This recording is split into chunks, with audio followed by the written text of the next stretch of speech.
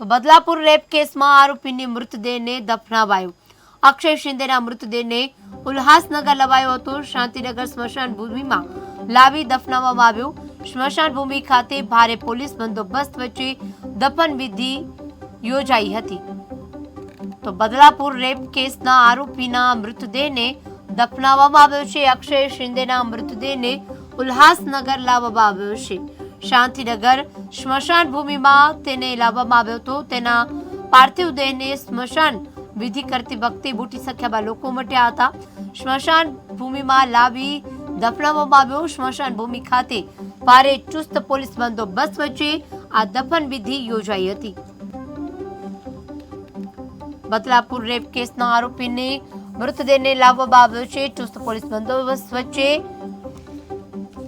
તેની દફન વિધિ યોજાઈ હતી. અક્ષય શિંદેના મૃતદેહને ઉલ્હાસનગર લવાયો હતો.